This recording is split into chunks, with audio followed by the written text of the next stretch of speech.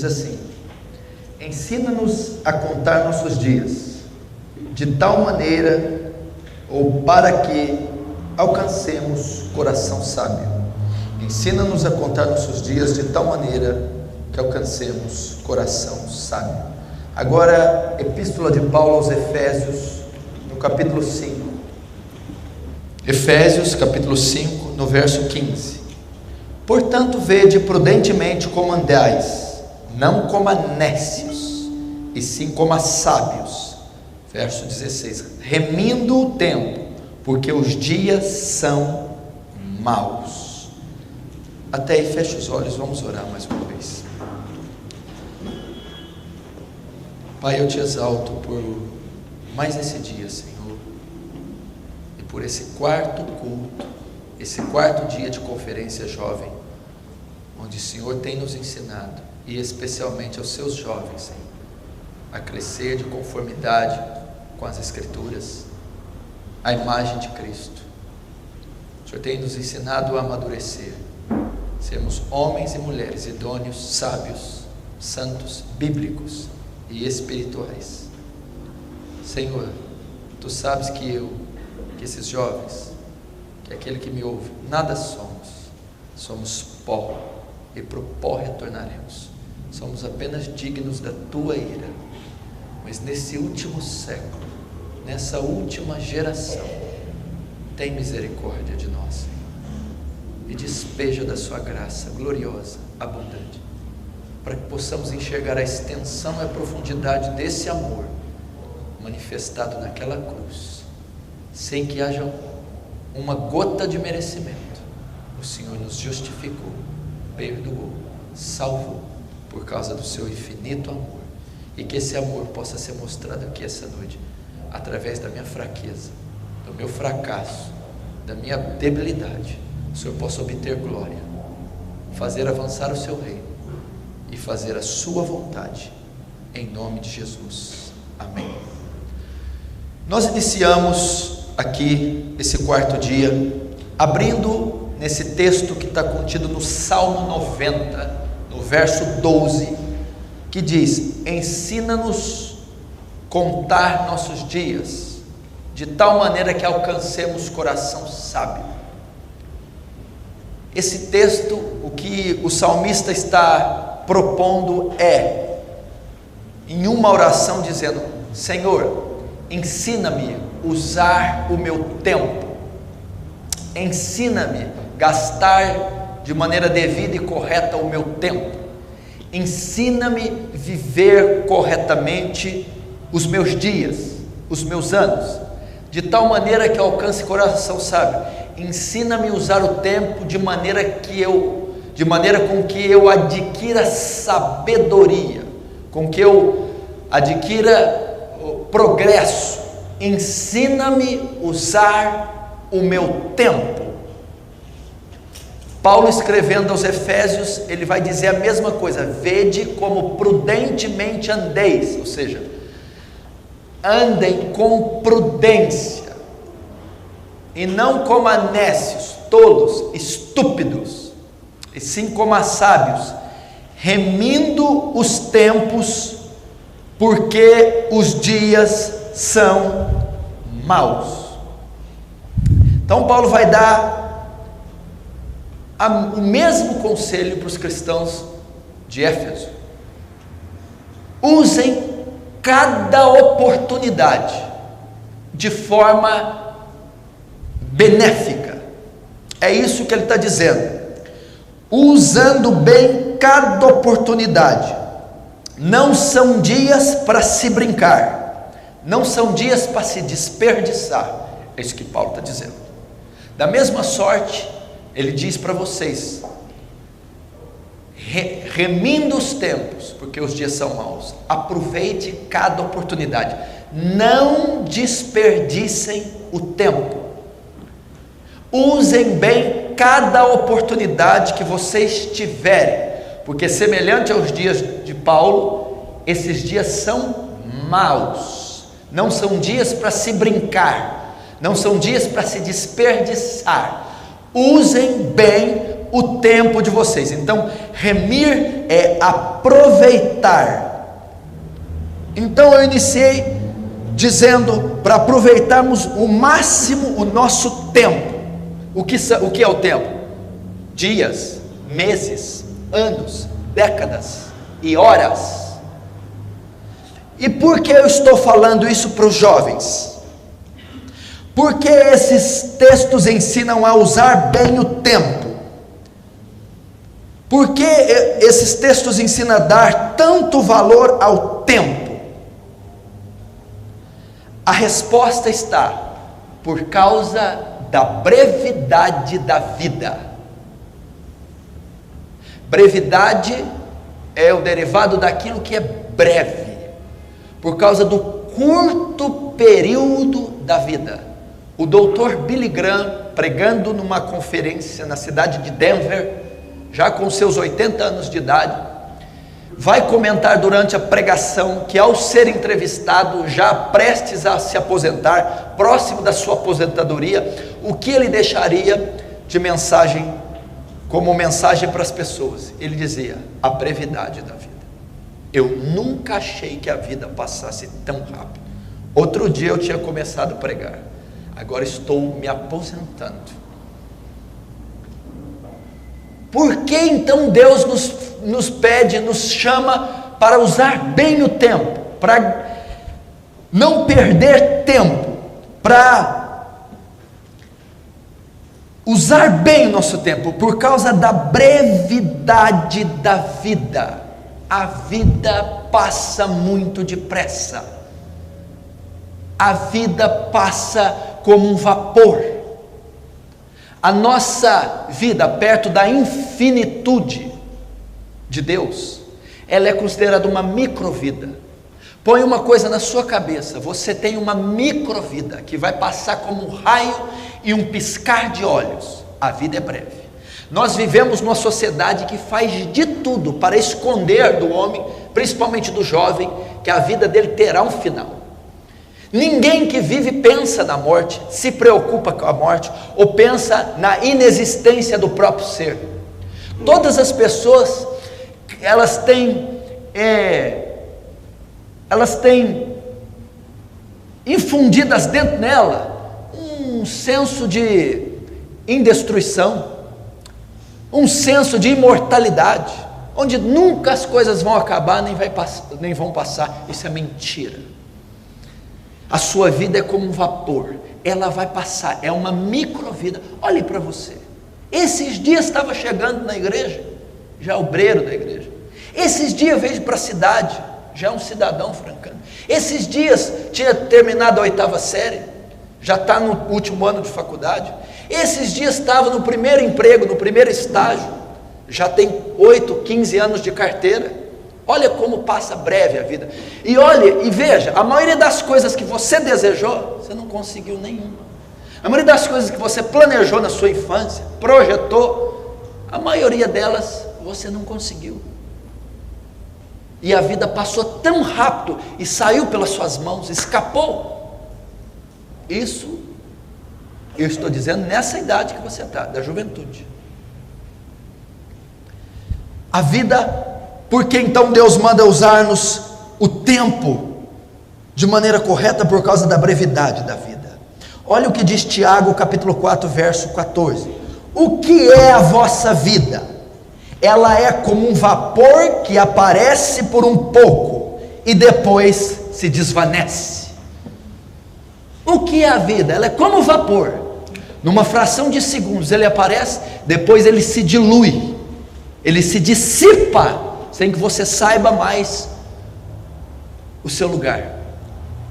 Isso é a vida, a brevidade. Salmo 90 diz assim: pois todos os nossos dias se passam na tua ira, acabam-se os nossos pensamentos e os nossos anos como um conto ligeiro, ou como um breve pensamento, porque tudo passa rapidamente e nós voamos.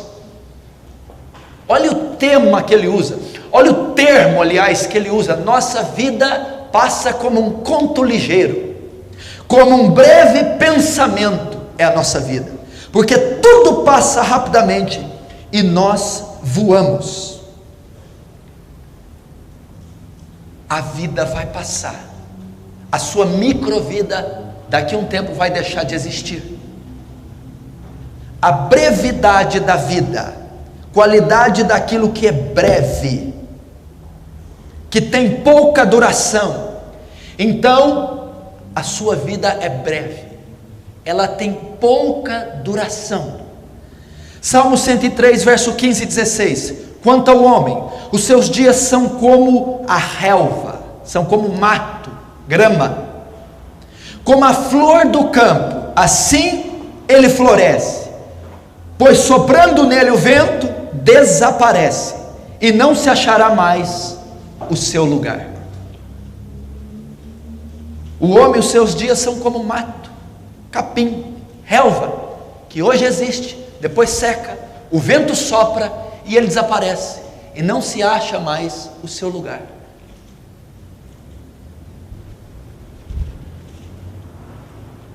Por isso então, Deus está nos advertindo. Por isso deve ser a sua oração: me ensina a contar os meus dias de tal maneira que alcance coração sábio. Me ensina a viver cada momento da minha micro, breve, minúscula, atômica vida, de tal maneira que alcance o coração sábio, de maneira proveitosa, oportuna, eficaz. Paulo vai dizer: vede como prudentemente andeis. Olha que palavra para jovem. Por quê? Não como a nécios, porque a necessidade está abrigada no coração do jovem. A estultícia, a tolice está abrigada no coração dos jovens. Vede então como prudentemente andeis, com prudência, não como a nécios, tolos, estúpidos. Quem é o nécio? Que desperdiça o tempo, que passa os anos sem que haja progresso, sem conquistas. Nécio é aquele que não alcança o coração sábio, não usa do seu tempo, para fazer aquilo que é correto. Como a sábios, remindo os tempos, porque os dias são maus, vivendo cada momento para alcançar sabedoria, aproveitando cada oportunidade. Quantas oportunidades você já perdeu, quanta tolice já falou nessa vida, quanto dinheiro já perdeu, quanto tempo com coisas fúteis e triviais você já perdeu, e você perdeu muito tempo daquilo que é pouco. Sua vida breve. Agora abre Eclesiastes capítulo 11. Eclesiastes capítulo 11. Eclesiastes devia ser o livro dos jovens. Capítulo 11. Diz assim, Eclesiastes 11, verso 7: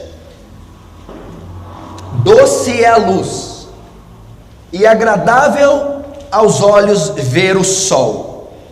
Verso 8: ainda que o homem viva muitos anos, regozije-se em todos eles, contudo deve lembrar-se de que há dias de trevas, porque serão muitos.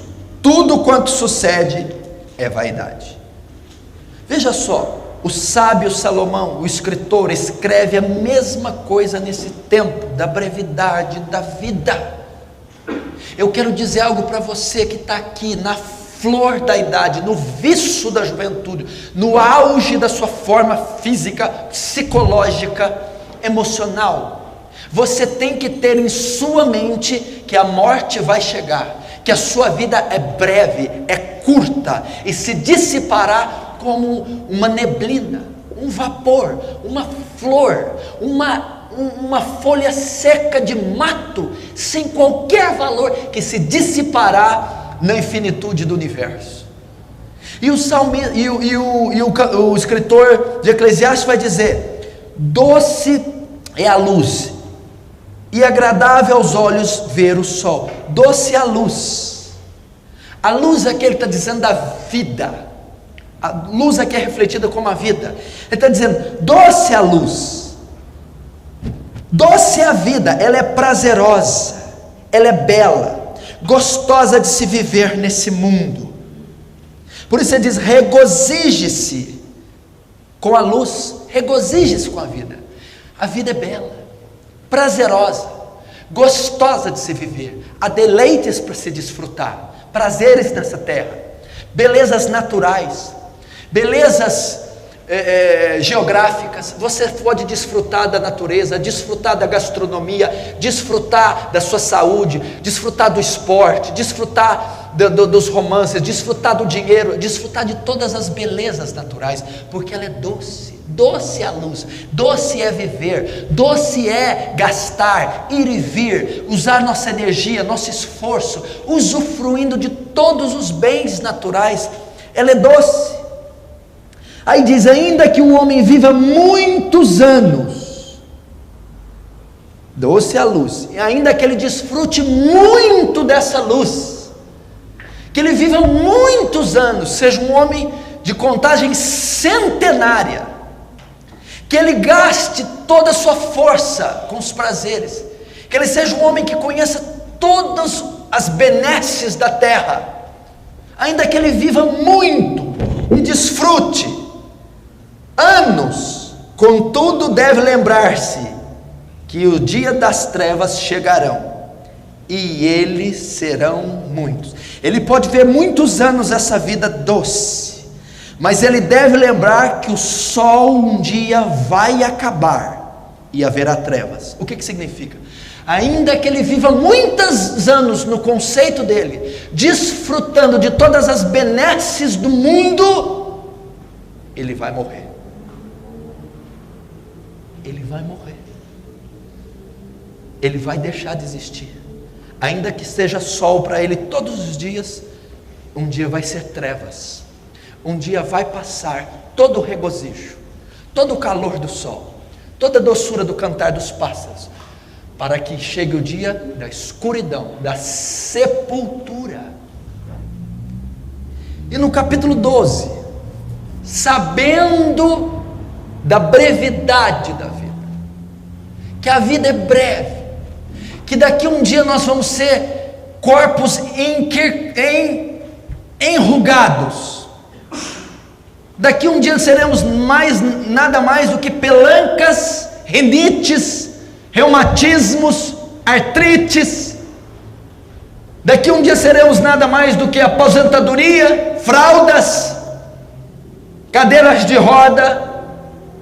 Sabendo que a vida é brevíssima, curta, relâmpago, e sabendo que os jovens tendem a desperdiçá-la, desperdiçar a maior fatia da vida com inutilidades, e essa é a sua propensão que está aqui, é desperdiçar o seu tempo, é gastar força, energia, vigor, saúde, inteligência, estrutura física, é gastá-las com inutilidades, com besteiras, com coisas triviais. Ele vai dar um conselho para que nós então usemos essa vida curta, pequena, relâmpago, de maneira correta.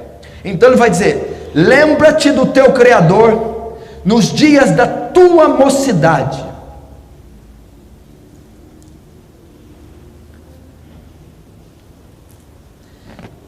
Sabendo disso, então, da brevidade da vida, ele vai dizer: lembra-te do teu Criador. Essa palavra lembra vem do hebraico zakar, trazer à mente, ou trazer à memória. Para permitir, para impedir que a sua vida, a vida dos homens, termine num fracasso total, termine na mais pura obra vã.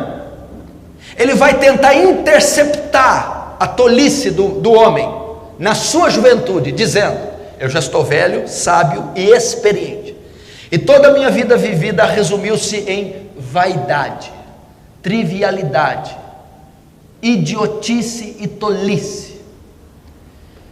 Então eu vou advertir vocês para que intercepte isso antes que isso ocorra. Então ele vai dizer: lembra do teu Criador, traz à memória o Senhor, viva para o Senhor, empregue a força, a energia, o intelecto, a disposição em agradar o Senhor, em viver para o Senhor, em aprender as coisas do Senhor. Gaste a sua vida com o Senhor. Então a advertência do escritor é para que nós venhamos a trazer à memória o Senhor, viver para o Senhor, gastar o tempo, gastar a saúde, gastar o intelecto, gastar o seu físico com o Senhor, com as coisas de Deus. Então esse deveria ser o dever de todo homem, trazer à memória a obra de Deus através de Cristo, trazer à memória as Sagradas Escrituras, trazer à memória a obra de Deus, trazer à memória viver para Deus, uma vida de consagração, de santificação, uma vida de oração, de devoção. Mas o texto é mais específico. Quando é que eu tenho que gastar a minha vida? Quando é que eu tenho que viver para Deus? Quando é que eu tenho que me envolver nas coisas de Deus? Ele vai dizer: lembra do teu Criador nos dias da tua mocidade, no tempo da sua juventude, no tempo da sua juventude. Então a palavra essa noite, nessa conferência jovem, é sobre a piedade do jovem, sobre o jovem gastar o seu tempo, a sua juventude com as coisas espirituais, para que o jovem use a sua juventude para crescer em conformidade de Cristo, para crescer em santificação, para crescer no conhecimento bíblico, para crescer na espiritualidade. Lembra do teu Criador nos dias da tua mocidade. Ele está dizendo que este é o período a ser gasto com Deus. Esse é o período para crescer nas coisas de Deus. Nós temos uma vida que vai passar muito breve, muito rápida. Você já está sentindo os sintomas da idade, as mudanças no seu corpo, as mudanças na sua rotina. Você está sentindo os sintomas da idade. E daqui um tempo mais vai ser irreversível, e o tempo perdido jamais pode ser resgatado. É tudo vaidade. Ainda que necessitamos, ainda que precisemos, ainda que faz parte do nosso cotidiano, ele está dizendo que nós despendemos boa parte da nossa vida com essas coisas. Tanto tempo da nossa vida tentando ganhar dinheiro, tanto tempo da nossa vida tentando galgar patentes e diplomas, tanto tempo da nossa vida querendo arrumar uma namorada, tanto tempo da nossa vida construindo casa, financiando, guardando dinheiro, tanto tempo da nossa vida viajando, fazendo cirurgias, usando cosméticos, tanto tempo lutando, vivendo. Quando nos damos conta, 50, 60 anos, foi tudo vaidade, não serviu para nada, não me acrescentou em nada, trouxe dores, más memórias, amargura, culpa. Por isso ele vai dizer: vaidade, vaidade, diz o pregador, tudo é vaidade, tudo é vão, fútil, passageiro, sem valor.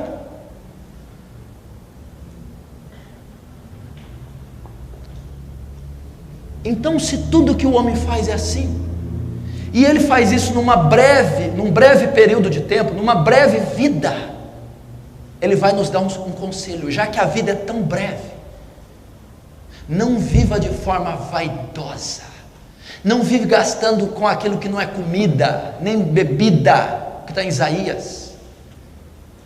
Não desperdice o seu tempo, não jogue fora o seu tempo, não desperdice com jogos, não desperdice com dinheiro ilícito, não desperdice com relacionamentos traumáticos, não desperdice com cobiça, com avareza, não desperdice com entretenimento, não desperdice com esse mundo, não desperdice com as coisas desse mundo, porque é uma vida só, e ela vai passar como vapor. E qual é o conselho para os jovens? Sabendo que a vida vai passar rápido, sabendo que ela é curta, e sabendo que a propensão do homem, principalmente do jovem, é gastar toda ela com tolas e estúpidas vaidades. Ele vai dizer, lembra, é uma ordem, ele vai dizer, viva essa microvida, principalmente na juventude, para louvor do Senhor, para a glória de Deus, para crescer a estatura de Cristo, para crescer em conformidade com as Escrituras, para crescer em santificação, no conhecimento de Deus, dos atributos de Deus, no conhecimento de Cristo, da obra de Cristo, para crescer em piedade, em devoção. Paulo em 1 Coríntios 7,32 diz assim: o solteiro cuida das coisas do Senhor, como para agradar o Senhor. O jovem cuida das coisas do Senhor. Por mais que você conquiste grandes patentes e galgue grandes posições e atinja o ápice da sua carreira profissional, física, sentimental, o final da vida você vai saber que foi tudo vaidade.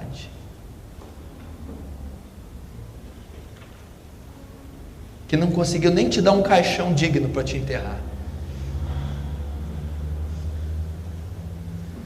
Olha o que um teólogo diz, presta atenção nessa frase, presta muita atenção. Serve a Deus com o viço da sua juventude.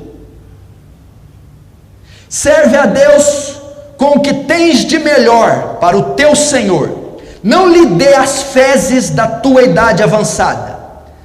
Não te tornes piedoso na velhice, entregando a Deus o que tiveres de resto.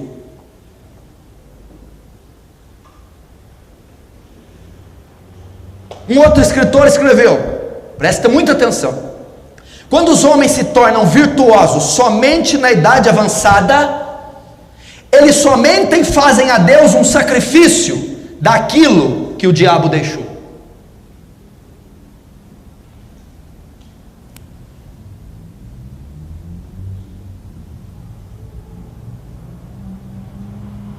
Sirva a Deus agora.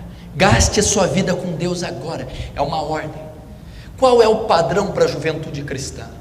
Muitos cristãos jovens estão deslocados na igreja. Eu não sei o que eu faço na minha juventude. Então estão criando recreação evangélica, encontros evangélicos, retiros evangélicos, para entreter o jovem. Então você tem festa gospel, você tem jantar gospel, você tem cara pintada, montaria em bois, touro mecânico gospel, você tem retiros onde jovens dançam na lama, onde jovens têm boates com luzes e fumaça. Você tem o entretenimento para os jovens. Então os líderes não sabem o que fazer com os jovens, em que lugar colocá-los no corpo de Cristo. Então estão os entretendo para até que amadureçam e eles ocupem posições e ministérios. Mas a Bíblia é clara com o que o jovem deve fazer, com o que o cristão deve fazer no período da juventude. É uma ordem, um mandamento. Não é o período dele se entreter, não é o período dele namorar, não é o período dele casar, não é o período dele gastar dinheiro, não é o período dele viver em deleites prodigamente. Não, é o período dele fazer o quê? É o período dele gastar com Cristo, dele usar sua força com Cristo. Lembra do teu Criador no dia da tua mocidade. Por que na mocidade? Porque é a época que você tem vigor, é a época que você tem vício, é a época que você tem inteligência, é a época que você tem energia, que você tem força, disposição, é a época que você tem saúde. É a melhor época da vida de um homem. É a época que ele está no clímax da sua força, da sua energia, da sua disposição, da sua aptidão. E Deus está dizendo: pega essa época, a época do clímax, a época de que você está melhor física, emocional, espiritualmente, e gaste-a com Deus. Gaste-a com Deus. Use para Deus. Use todos os atributos da sua juventude para Deus. Por quê, meu irmão? Porque na sociedade ímpia, presta atenção, os jovens extrapolam. Os jovens pegam a sua invencibilidade, porque o jovem, quando ele está no teor, quando ele está no ápice da sua juventude, ele é quase que invencível, quase que indestrutível. Ele usa toda a força dele, todo intelecto, energia, disposição, e ele gasta de forma avassaladora no mundo. Gasta nessas festas e boates e passa 2, 3 noites em claro, bebendo, se drogando, usando ácidos, passando noites inteiras e toda a sua energia extrapolando. Porque os jovens da sociedade ímpia gastam toda a sua vida namorando, fazendo sexo, usam toda a sua disposição para isso, toda a sua disposição para as baladas, as festas, as comemorações. Usam toda a sua disposição, toda a sua energia para as trivialidades, as futilidades, para competições, jogos, desafios. Usam sua força para cometer crimes, para usarem drogas, para praticarem esportes. Gastam cada fio de energia, usam toda a sua disposição, todo o seu ser, cada fibra do seu ser, cada nervo, cada músculo, para promover o pecado, para gastar no mundo, na luxúria. É assim que os jovens vão, eles extrapolam, eles vão até o limite da sua força, usando. Mas para vocês não, jovens cristãos, para vocês não, com vocês não. Para vocês a Bíblia vai dizer que vocês vão gastar cada aspecto da juventude, cada fibra do ser de vocês, cada nervo de vocês, cada célula de vocês, ela tem que estar desejosa de Cristo, ela tem que ser empregada na piedade, no crescimento espiritual, ela tem que ser empregada para executar a vontade de Deus.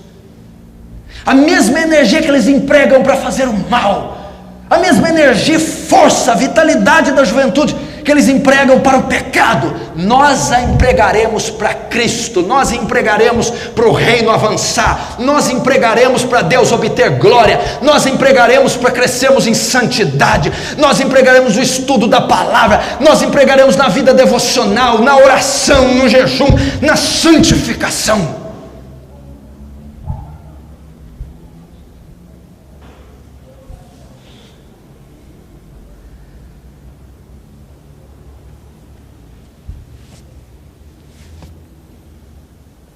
Isso que ele está nos ensinando. Essa breve vida deve ser usada para isso, para exercitar a piedade.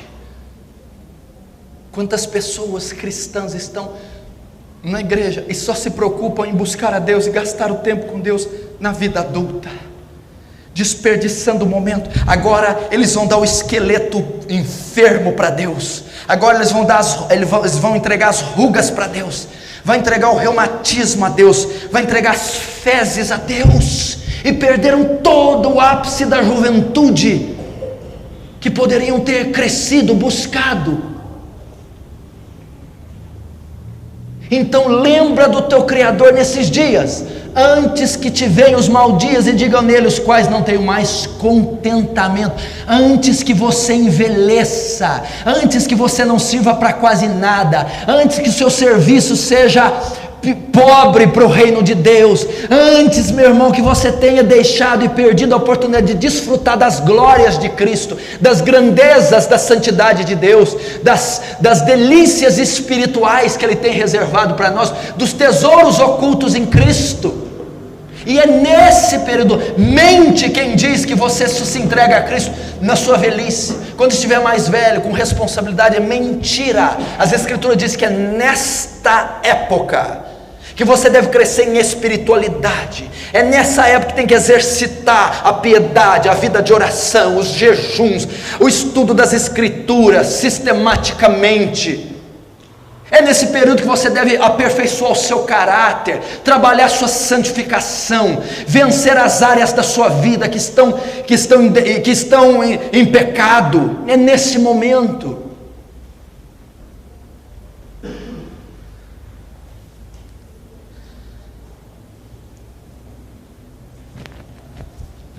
Mas para você, cristão, esse é o maior momento. Por que na mocidade? Porque a vida é breve, é micro. Por que na mocidade? Porque é o melhor período para servi-lo. porque eu darei o meu melhor a Deus e não o meu pior. Lembra o sacrifício de Caim e Abel? Lembra? Caim ofereceu dos cereais, Abel do melhor do seu rebanho. Deus se atentou para a oferta de Abel e não se atentou para a de Caim. Por quê?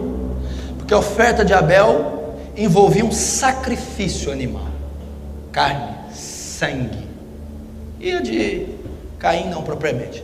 Contudo, a intenção do coração é que foi mais julgada de ambos. Então Deus se agradou do sacrifício de Abel e não de Caim. Hoje, rogo-vos pela compaixão de Deus que apresentei o vosso sacrifício, o de Abel. E qual que é o vosso sacrifício?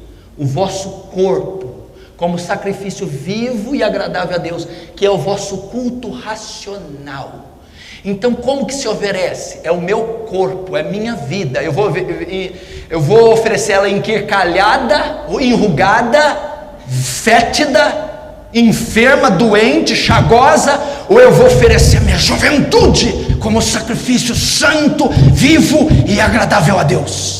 O meu vigor, os meus músculos, minha capacidade de raciocínio, minha devoção, minha piedade, minha condição de sustentar provas, reveses, contratempos, oposição.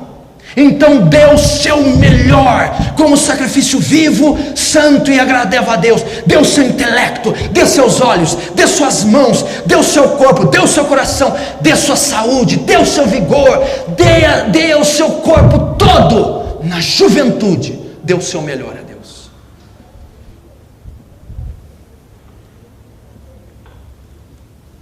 Porque eu darei o meu melhor, não o pior. Por que tenho que lembrar dele na minha mocidade?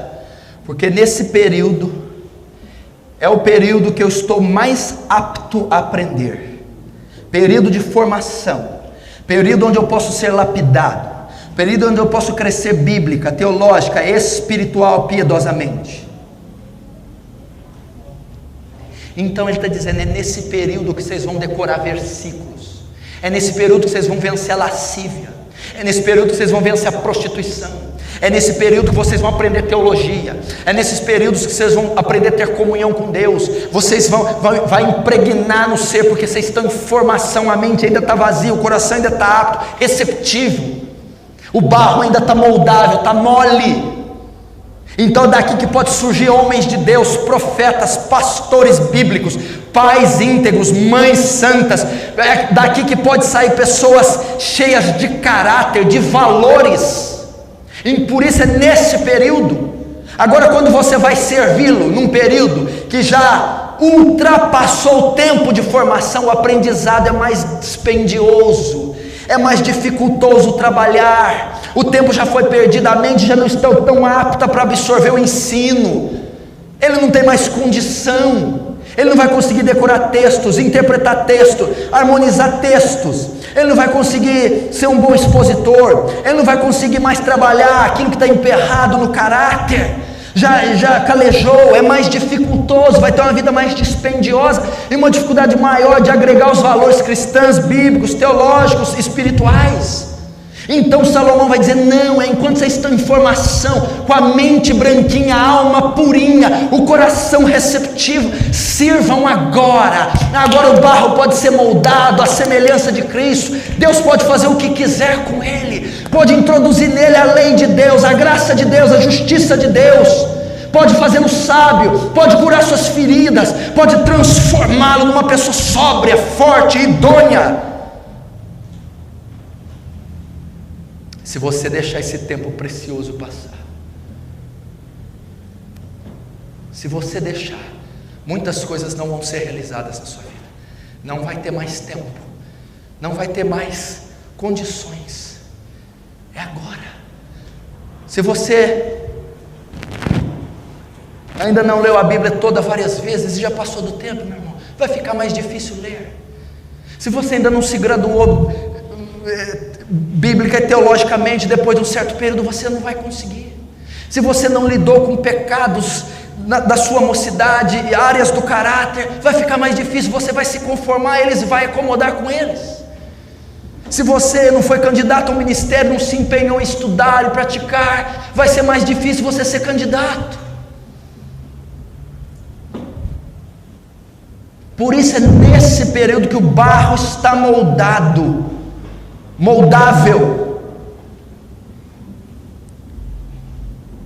Então não desperdice o seu tempo com trivialidade.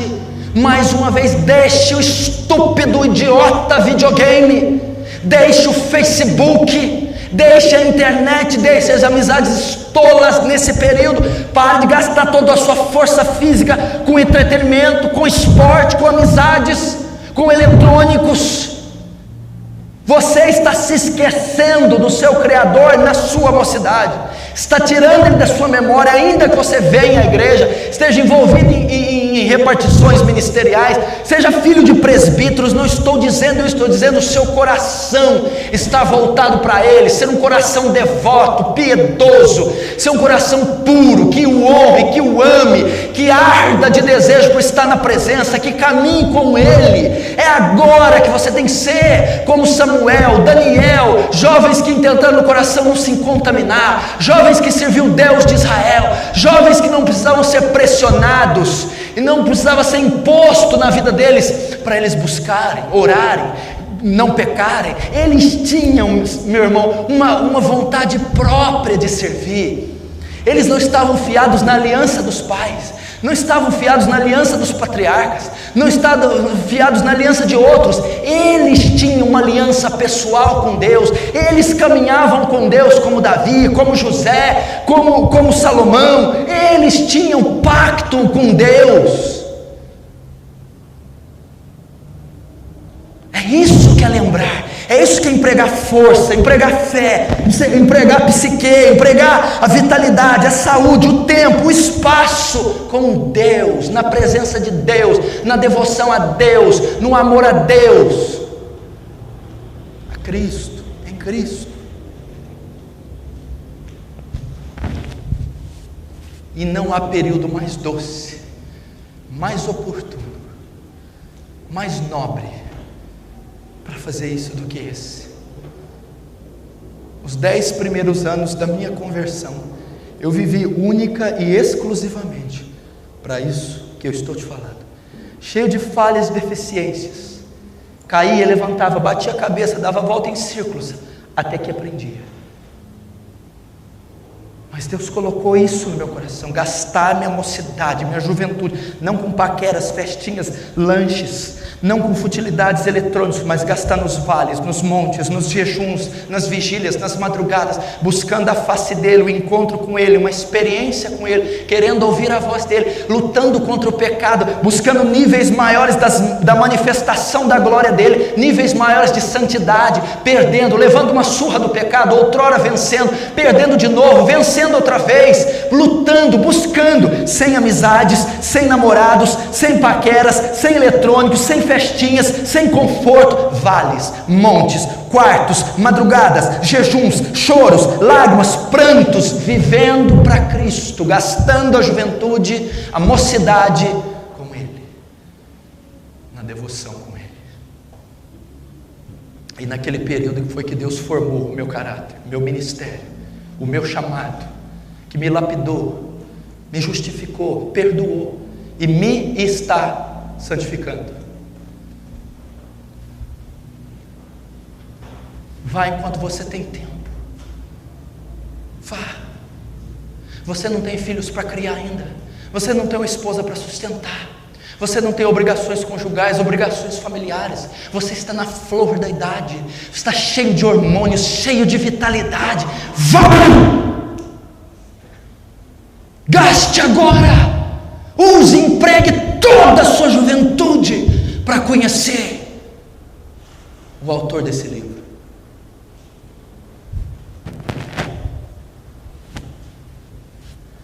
Como lembrar do Criador na prática?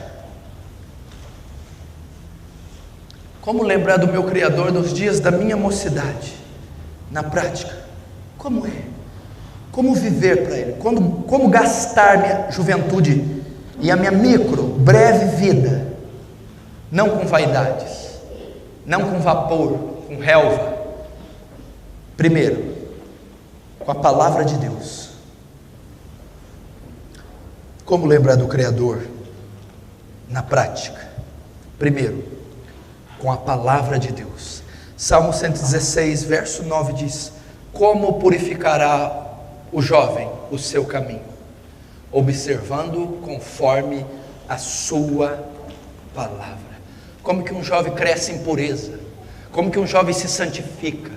Como que um jovem se inunda nas riquezas e nas grandezas de Deus? Como ele preenche, satura a mente que é propícia para o pecado e para o mundo? Observando a palavra.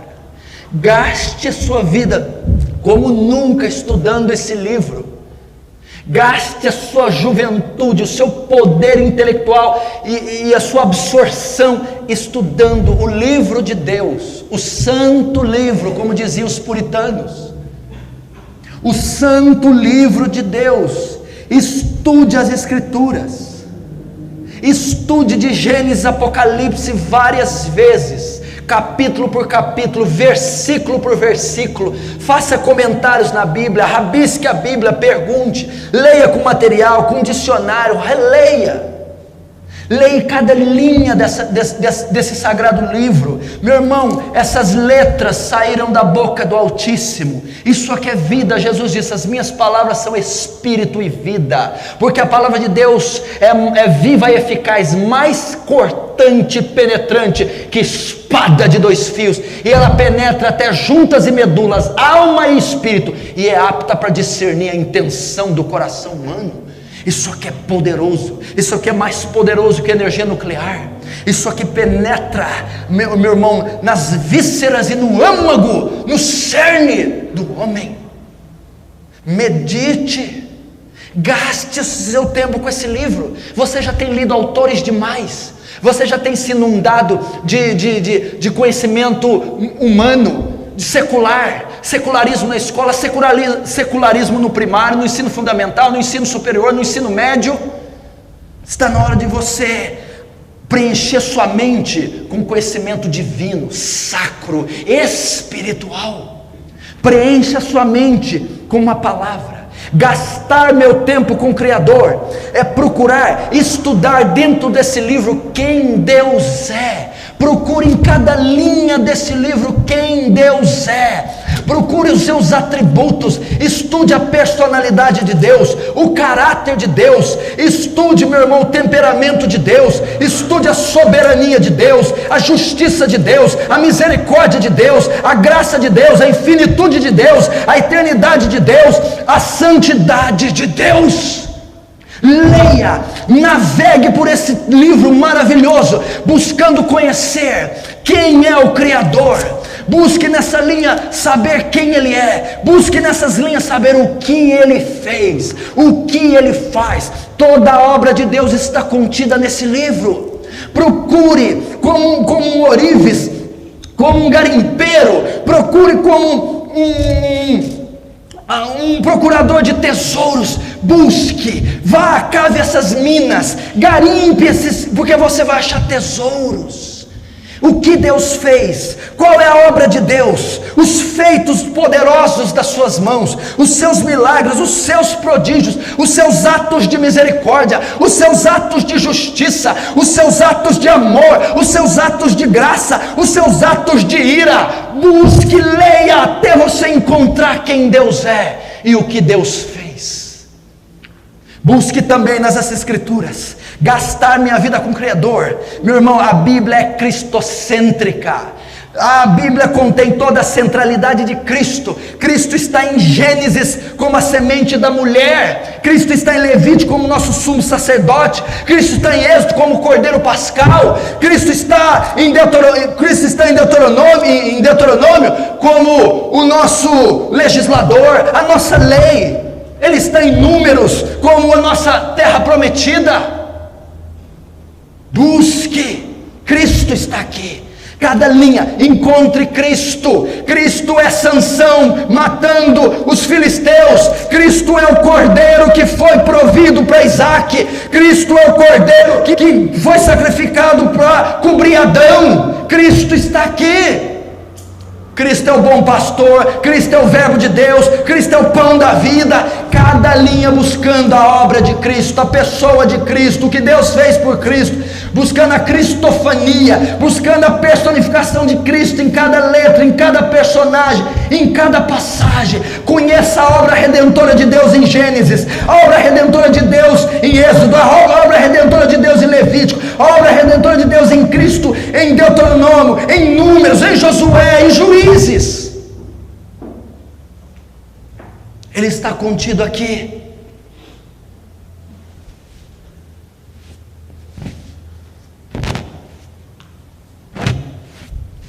A Bíblia diz: no princípio era o verbo, e o verbo estava com Deus, e o verbo era Deus. No princípio era o verbo, e todas as coisas foram feitas por ele, e sem ele nada do que se fez teria sido feito. No princípio era o verbo se fez carne, o verbo é Jesus. Jesus está em Gênesis 1:1, Jesus está em Apocalipse 22, e no último versículo, Jesus está em toda a Bíblia. Ele é o Cordeiro de Deus que tira o pecado do mundo. Ele é o autor desses textos. Por intermédio dele veio ser feito as coisas, e todas as coisas foram feitas por ele. Então leia e estude até encontrar Cristo nos textos, Cristo nos capítulos, Cristo nos versículos, Cristo nos personagens, Cristo nas manifestações de Deus, Cristo nas manifestações de Deus sobre o homem, Cristo em cada linha da Escritura, ou a obra vicária de Deus em Cristo em cada Escritura, em cada texto, em cada linha. Esse livro é muito mais que um compêndio doutrinário. Esse livro é muito mais que um aglomeramento de livros.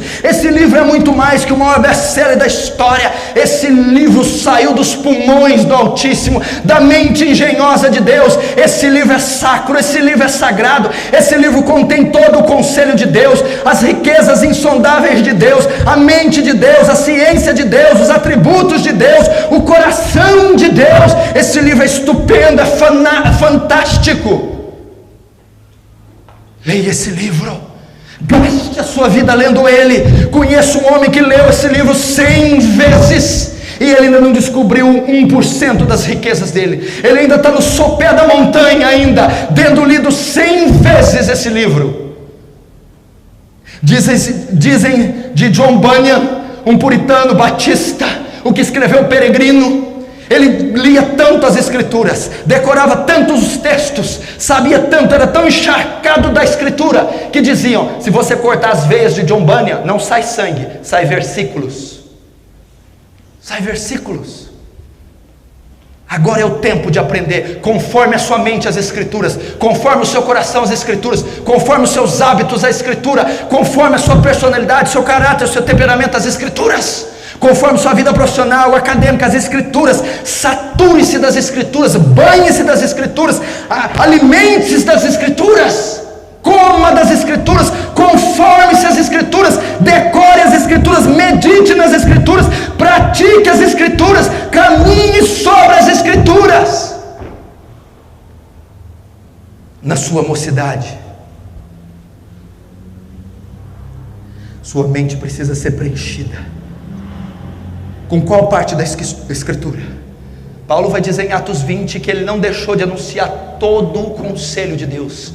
Não tem Obadias que pode ser ignorado, não tem Naum que pode ser ignorado, não tem Malaquias que pode ser ignorado, não tem um texto sequer, Epístola de Judas, terceira carta de João, todo o conselho de Deus. Não tem uma letra, um tio, um pingo, um i que pode ser desprezado e descartado desse texto. Tudo veio da presciência, dos decretos divinos de Deus, tudo veio da soberania, da imutabilidade, da perfeição, tudo veio da santidade de Deus. Todo o conselho deve ser lido, relido, estudado, feita a exegese. Você deve comer de cada letra, pingo, tio, jota deste livro. Se você quer ser doutorado em alguma coisa, quer ter doutorado em alguma coisa, quer ser doutor em alguma coisa, quer ser PhD, quer ser mestre, seja neste livro. Seja um perito nesse livro. Eu desafio você a conhecer esse livro. Eu desafio você a encarar esse livro e nenhuma outra obra literária. Eu desafio você a viver toda a sua vida tentando entender esse livro, o autor desse livro, a obra desse livro, os atributos desse livro. aqui está revelado o conselho de Deus. Robert Moore McCheyne, um puritano que morreu com 30 anos de idade. Com 4 anos de idade ele começou a estudar a Bíblia no hebraico e no grego. Com 8 anos ele ingressou no ensino médio. E depois de mais alguns, na faculdade escocesa. Foi responsável por fazer o devocional.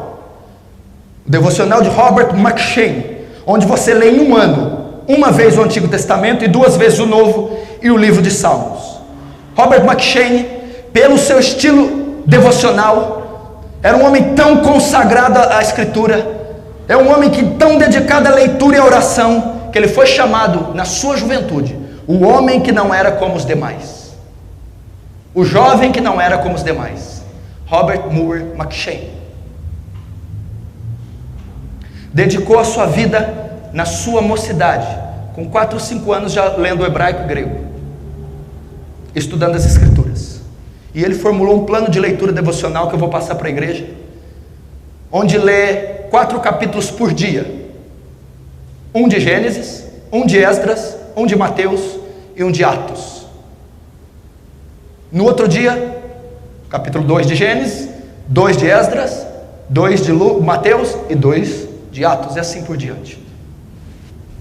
Uma estupenda forma de ler a Bíblia. Hudson Taylor, quem conhece?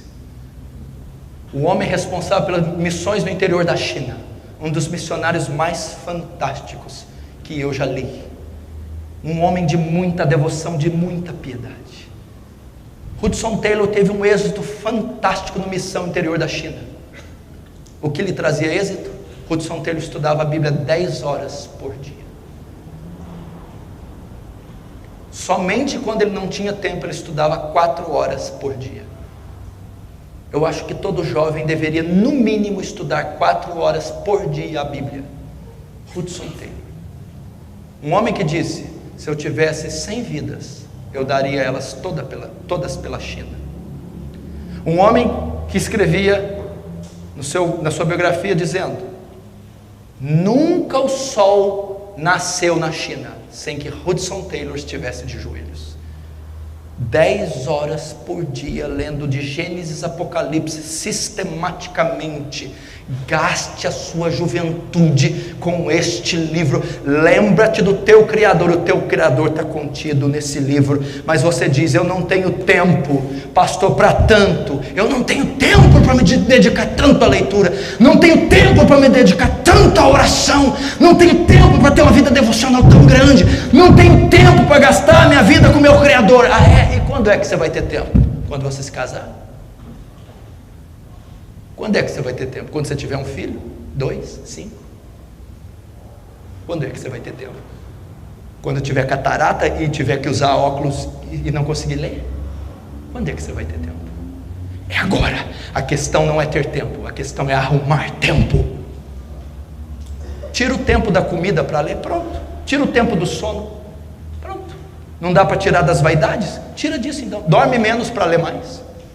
Come menos para orar mais. Deixa as amizades. É tantos cursos que quer fazer, que está se cursando, se graduando num excelente mundano. Eu tenho 15 cursos, e desses cursos temas diferentes. Desses 15 não tenho nenhum que está inserido na Bíblia. Gaste tempo. Agora é o tempo, porque senão te virão os maus dias, e você não terá tempo de fato para ler, para orar, para se consagrar, porque você agora não tem filhos, não tem responsabilidades conjugais, agora você tem saúde, tem tempo, tem espaço. Leia a Bíblia agora, porque vai chegar um dia que o lugar da Bíblia vai ser trocado para lavar as roupas, para passar as roupas, para trocar fralda, para fazer comida, para ir no médico, para ir consultar. Vai trocar, esse dia vai ser trocado, meu irmão. Você vai deixar de ler, porque tem que trabalhar, fazer hora extra.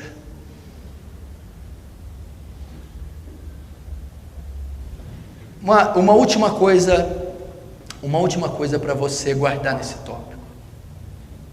Olha só, escute. Busque ter comunhão com Deus através da Escritura. Muito cuidado para não estudar a Bíblia de forma filosófica, exegética, histórica, morta. Leia a Bíblia para ter comunhão com Deus na hora da leitura. Busque o Deus vivo na hora da leitura. Tenha comunhão. Desfrute da leitura como se você estivesse conversando com Deus e Deus falando com você. Não estude para obter um bom sermão apenas, para ser crítico, criticar religiões, seitas e o falso evangelho. Mas leia a Bíblia, presta atenção. Tenha comunhão com Deus através da leitura da Bíblia. Eu vou te dizer algo que você talvez nunca ouviu. Vai ter dias que a sua comunhão lendo a Bíblia será maior que a sua comunhão orando. Vai ter dias que você vai ler a Bíblia com tanta graça, com tanta devoção, que você vai sentir a presença de Deus, vai arder o teu coração, você vai sentir que Ele está tão próximo, perto de você, como se você estivesse orando.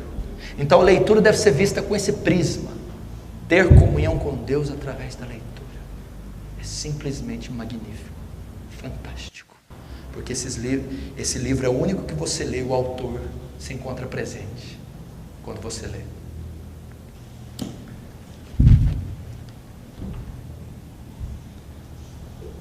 Como que eu tenho gasto a minha vida, a minha mocidade com Deus? Como que eu lembro do Criador no dia da mocidade? Primeiro, através da leitura. Segundo, através da oração. Seja um gigante na oração.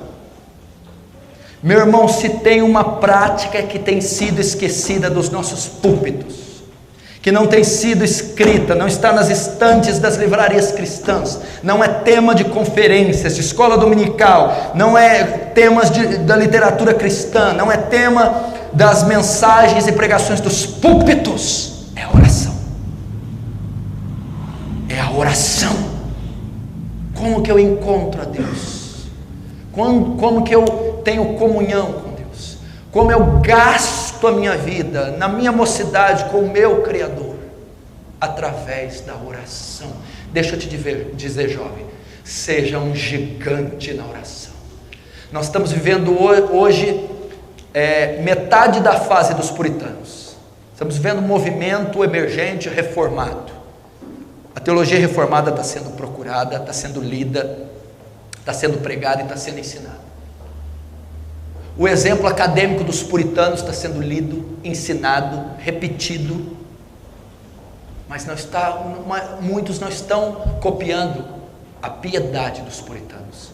Eles eram homens de cabeças gigantes, os intelectuais da fé, os doutores da teologia reformada, homens de muito conhecimento, mas eram gigantes em oração.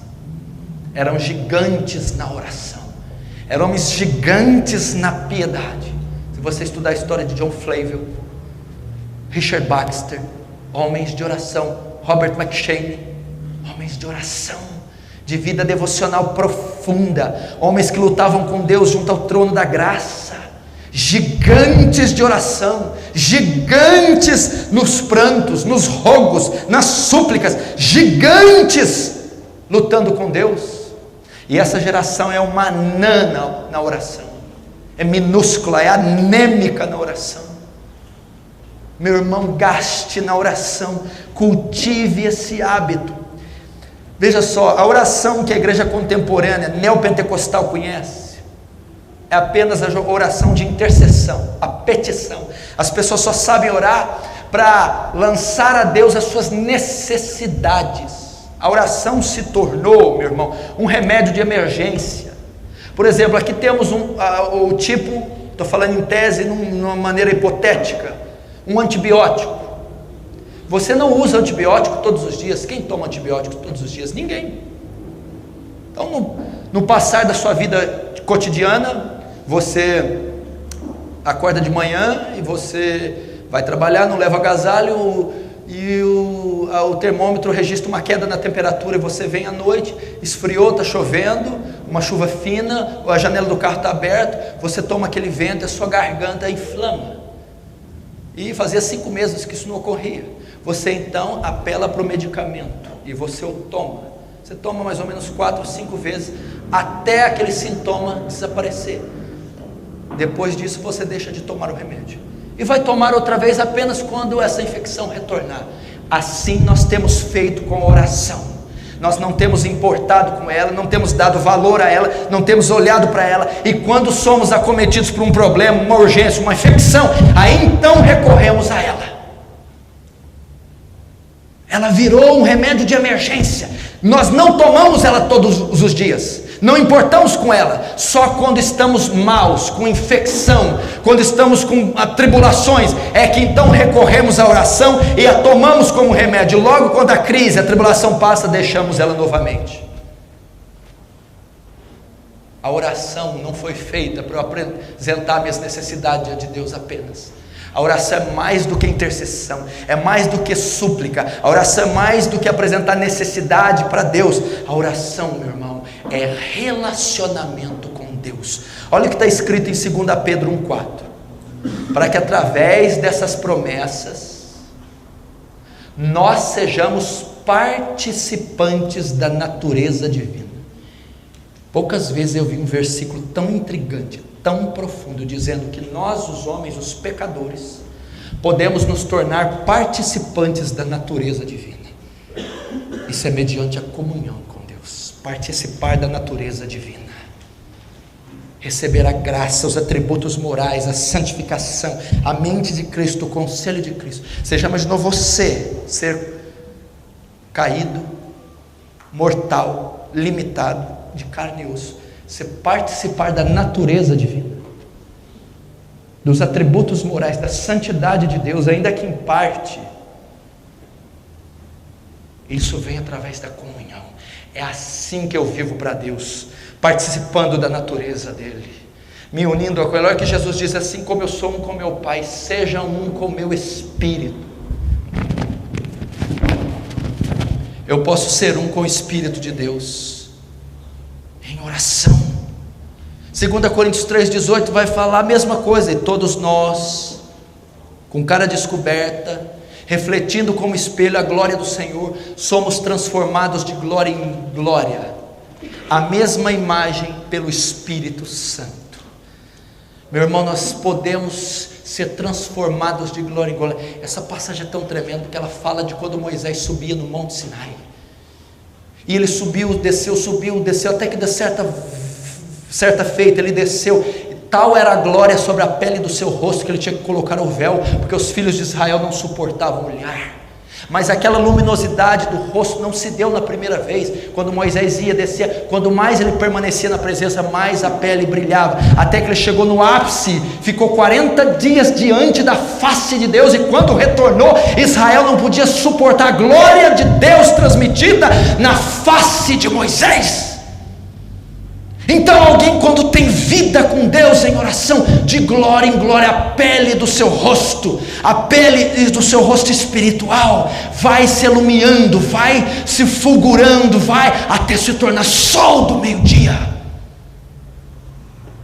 Você vai participando da natureza dele, a glória de Deus vai te transformando, e de glória em glória, de santidade após santidade, de glória em glória, você vai se transformando e crescendo mais espiritualmente, participando da natureza divina. Seja um gigante na oração, seja um gigante na oração. Eu vou ler aqui para você um homem que foi um gigante na oração na sua juventude, um homem que gastou a sua juventude, a sua mocidade, lembrando do Criador, um homem que viveu toda a sua juventude para a glória de Cristo. David Brainerd, ele escreve um diário, no diário dele ele escreve a sua vida devocional. Vamos ver aqui, preste atenção, escute e absorva. 19 de abril, dediquei este dia ao jejum e à oração a Deus, pedindo a sua graça, especialmente para me preparar para o ministério, para dar-me ajuda e orientação divinas, e no tempo por ele escolhido, enviar-me a sua seara. De acordo com isso, pela manhã esforcei-me por pleitear pela presença divina para o dia todo, e isso com certa manifestação de vida. Ainda pela manhã senti o poder da intercessão pelas almas imortais e preciosas, pelo avanço do reino do meu querido Senhor e Salvador do mundo. Agora, 27 de abril, David Brenner: levantei-me e retirei-me cedo, de manhã. Jovens, acordem cedo. Levantei-me e retirei-me cedo. Para que ele acordou cedo? Para as minhas devoções secretas. E em oração Deus agradou-se em derramar tão inefáveis consolos em minha alma, que por algum tempo eu nada pude fazer, senão dizer por repetidas vezes: ó meu doce Salvador, ó meu doce Salvador, a quem mais tenho eu no céu? Não há outro em que eu me compraza na terra. Se tivesse 1000 vidas, minha alma jubilosamente as teria oferecido todas de uma vez, para estar com Cristo. Minha alma nunca antes gozou tanto do céu. Foi o mais refinado e o mais espiritual período de comunhão com Deus que eu já experimentei. Oh Deus, oremos para que isso ocorra conosco também. Oremos para que esses jovens desejem ser como David Brenner. Oremos. 15 de junho, tive os mais ardentes anelos por Deus. Ao meio-dia, em meu retiro secreto, nada pude fazer, senão dizer ao meu querido Senhor, em doce calma, que Ele sabia que eu nada desejava a não ser Ele mesmo, nada senão santidade, que Ele mesmo me concedera esses desejos, e somente Ele poderia dar-me o que eu desejava. Eu nunca parecera estar tão desprendido de mim mesmo, estar tão completamente consagrado a Deus. Meu coração estava totalmente absorvido em Deus durante a maior parte do dia. À noitinha, tive uma visão de minha alma, como que sendo expandida para conter mais santidade, de modo que parecia pronta a separar-se do meu corpo. Em seguida, lutei em agonia por bênçãos divinas. Tive meu coração dilatado em oração por alguns amigos crentes, além do que já tivera antes. Sentia-me diferente do que quando sob quaisquer gozos anteriores, mas empenhado a viver para Deus, para sempre, e menos contente com minhas próprias disposições. Meu Deus do céu. 20 de abril, separei esse dia para jejum e oração, inclinando minha alma diante de Deus, com o fim de receber mais da sua graça, sobretudo para que toda a minha aflição espiritual e inquietude interior fossem santificadas para minha alma. Também esforcei-me para relembrar a bondade que Deus demonstrara para comigo do ano passado. Sendo este o dia do meu aniversário, tenho obtido ajuda divina, tenho vivido até esse ponto, chegando à idade de 25 anos. Minha alma dói diante da minha esterilidade e inércia, diante do fato que tenho vivido tão pouco para a glória de Deus, para a glória do Deus eterno. Passei o dia sozinho na floresta, e ali derramei minha queixa diante de Deus. Que para o futuro Deus me capacite a viver para a sua glória.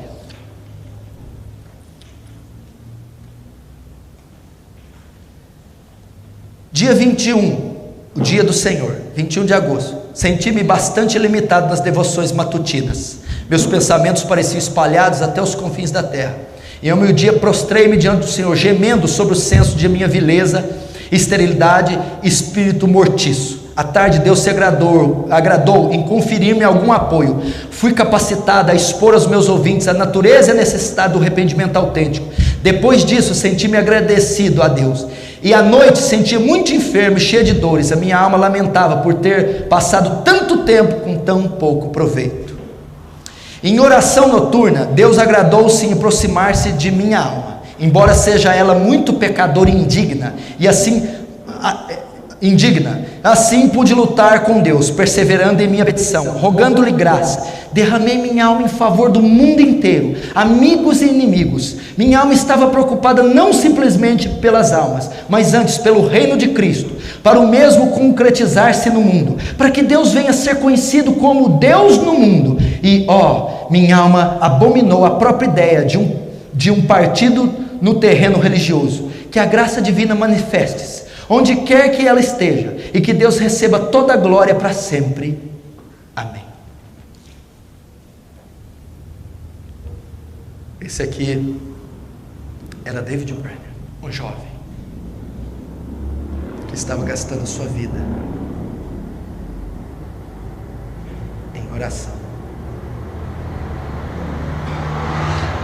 E é o clamor que eu faço a você, jovem.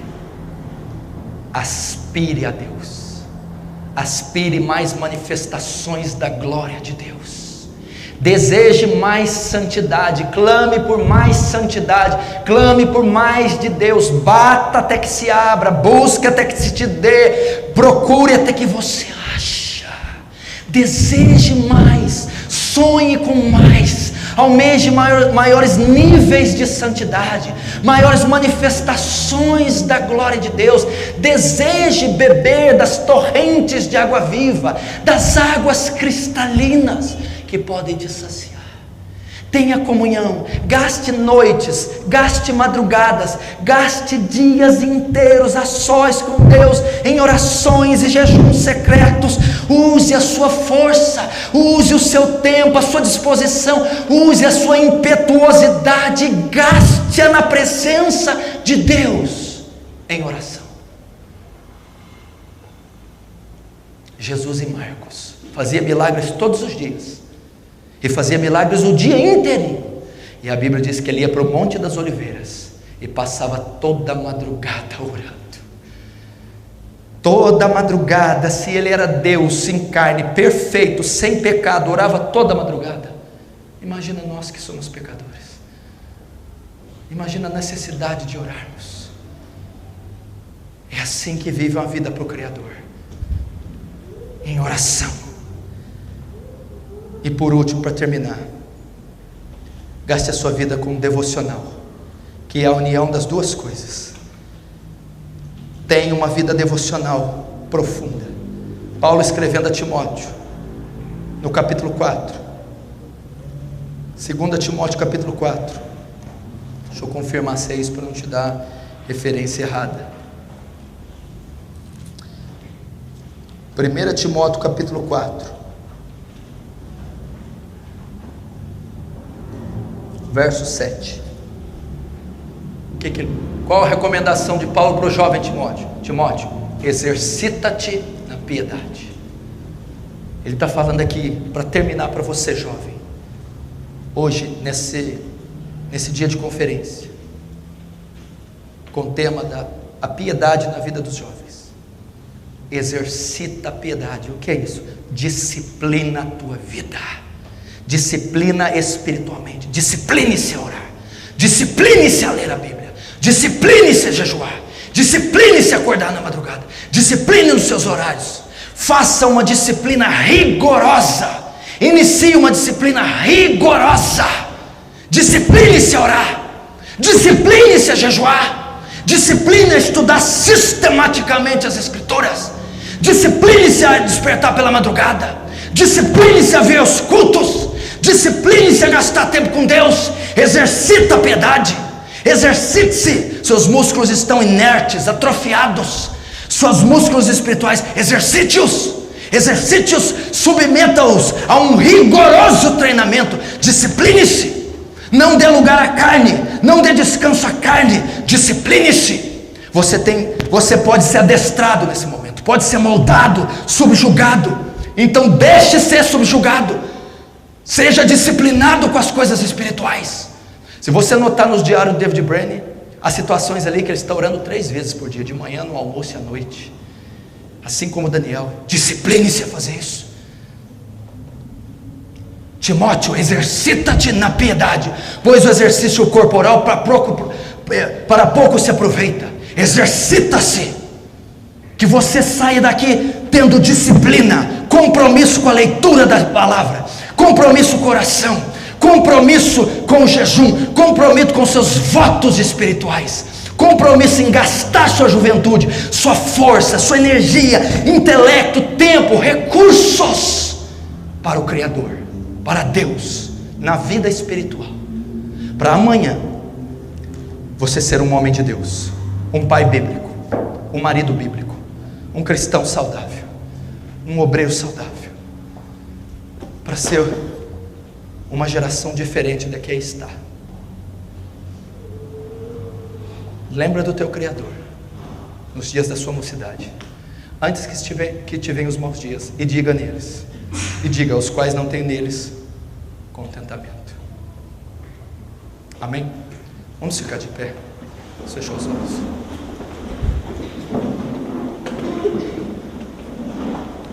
Pai, obrigado por esse dia, Senhor. Que o Senhor possa guardar essa geração, uma geração piedosa, uma geração que abomine o entretenimento, uma geração que abomine a carnalidade, a trivialidade, e uma geração que ame a glória de Deus, ame a vida devocional, ame as Escrituras, ame estar de joelhos diante do Senhor, Pai. Que assim seja, que a sua graça repouse sobre nós, em nome de Jesus. Amém.